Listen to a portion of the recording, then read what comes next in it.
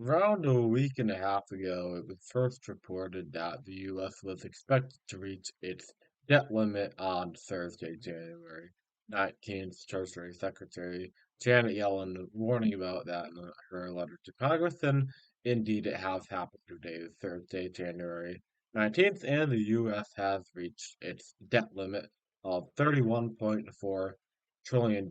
So, and what happens now? Well, we need to begin resorting to, quote, extraordinary measures that, in order to continue paying bills, Social Security, Medicare, other critical government programs that need funding in order to have a functioning society.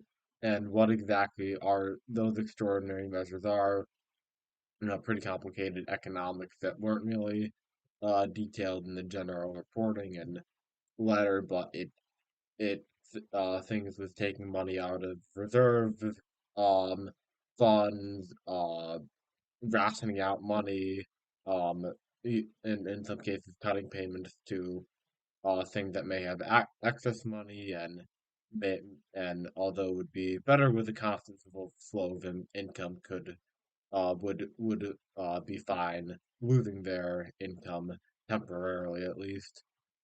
No, these are just like vague examples of what the Treasury Department is doing in order to prevent the country from defaulting on its debt for as long as possible. And the way that it doesn't happen, the country doesn't default on its debt, is Congress needs to raise the debt limit, increase it from $31.4 trillion.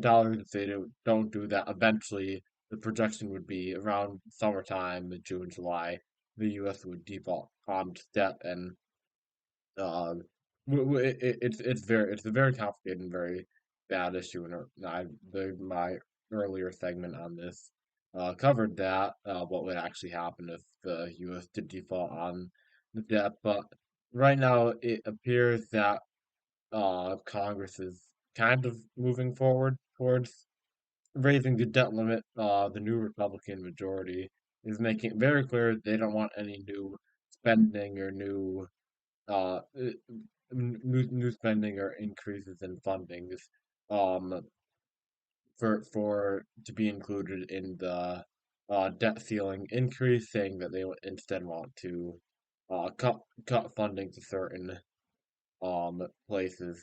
So it would be like a combination uh type of vote. It's a very complicated political issue and one where bipartisanship is required to prevent the country from going into complete and total chaos, with which seems to be uh a step that no one is actually willing to take in these negotiations. So it might just be okay, who steps off the gas pedal first and concedes a little bit to the other side, um, and it'll be negotiations between Kevin McCarthy and Joe Biden.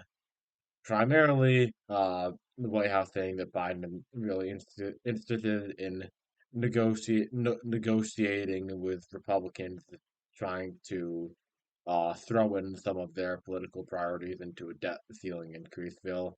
Mitch McConnell in the Senate seems more willing to raise the debt ceiling, but with Democrats controlling the Senate, that is slightly less important. So, and this is the official start of potential disaster for the U.S. economy, and extraordinary measures being taken by the Treasury Department to prevent so. And we can only hope that Congress eventually reaches some type of agreement and Joe Biden is on board with it, and we do not default on our debt, which has never happened. So the odds are pretty good that we will prevent another one, but you never know what can happen in the modern era of politics.